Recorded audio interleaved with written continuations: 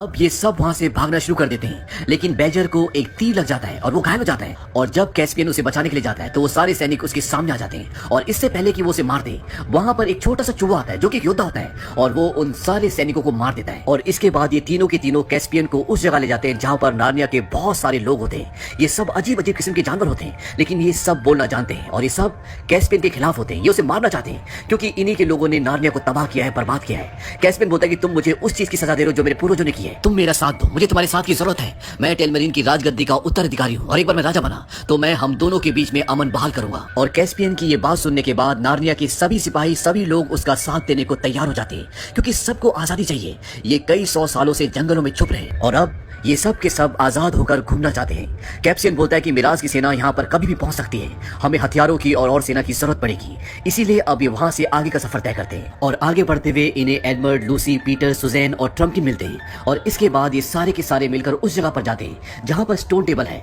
और stone table के ऊपर एक ऐसी जगह होती है जहां पर ये सारे के सारे सुरक्षित रह सकते हैं। यहाँ पहुंचने के बाद पीटर बोलता है कि हमें मिराज पर हमला कर देना चाहिए क्योंकि उसकी आधी फौज वहां से निकल चुकी है और किले में अभी फौज कम होगी तो हम किले पर कब्जा कर सकते हैं। हालांकि कैस्पियन इससे इत्तेफाक नहीं रखता, वो इस चीज के लिए मना करता है। लूसी कहती है कि हमें असलन का वेट करना चाहिए, लेकिन पीटर कहता है कि हम असलन का पहले बहुत इंतजार कर चुके हैं और अब हम मिराज के किले पर हमला करेंगे और उसे जीत लेंगे। और इसके बाद ये सभी के सभी मिराज के किले की ओर निकल पड़ते हैं, लेकिन किले की दीवारें बहुत ऊंची है और उन्हें पार करना इतना आसान नहीं है। इसीलिए इनमें से कुछ लोग उड़ते हुए पंछियों के साथ किले के अंदर चले जाते हैं ताकि ये अंदर से दरवाजे खोल दें और ये ऐसा ही करते हैं, अंदर के सारे दरवाजे खोल देते हैं। और इसके बाद इनकी पूरी सेना अंदर आ जाती है और मिराज की सेना के साथ इनका युद्ध शुरू हो जाता है।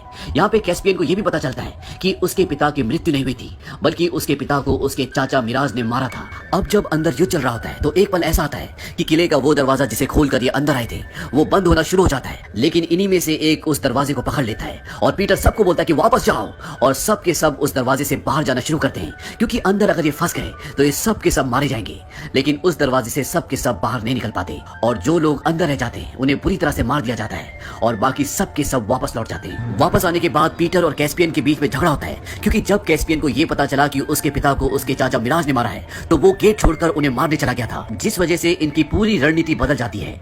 यहाँ पर ट्रम्किन भी बहुत बुरी तरह घायल होता है, लेकिन लूसी के पास वो दवा होती है जो उसे सेंटा ने दी थी और वो उसे वो दवा पिलाकर बिल्कुल ठीक कर देती है। वहीं दूसरी तरफ मिराज जो अभी तक राज्य की देखभाल करता था उसे वहां का राजा बना दिया जाता है क्योंकि सबको लगता है कि कैस्पियन नार्निया वालों के साथ मिलकर हम पर हमला कर रहा है और अब इनका नदी में वो पुल भी बन चुका है जिसे पार कर कर ये नार्निया तक पहुंच सकते हैं और इनकी पूरी सेना अब नार्निया की तरफ बढ़ना शुरू हो जाती है। वहीं नार्निया में वो बौना जिसका नाम निकब्रिक है, जिसने कैस्पियन को बेहोश किया था, वो उसे कहता है कि तुम्हारे राजा रानी कुछ नहीं कर पाए, तुम्हारी आधी सेनाएं मर चुकी है और जो बची है वो भी मर जाएगी, लेकिन हम तुम्हें वो दिलवा सकते हैं जो तुम्हें चाहिए। तुम्हें तुम्हारे चाचा का खून चाहिए और हमें भी, तुम्हें तुम्हारी राजगद्दी चाहिए।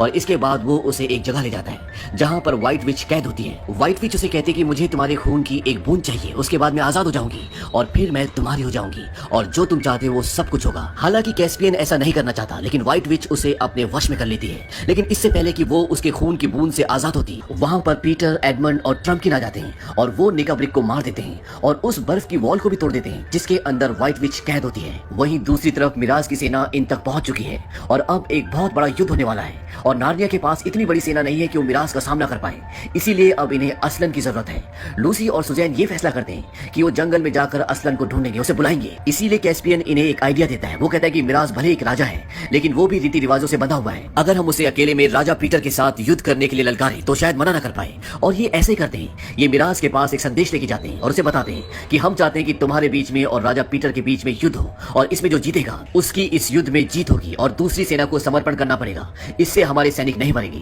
हालांकि मिराज इस बात को एक्सेप्ट नहीं करना चाहता, लेकिन उसके साथ कुछ ऐसे लोग होते हैं जो चाहते हैं कि मिराज ऐसा करे क्योंकि वो मिराज को पसंद नहीं करते।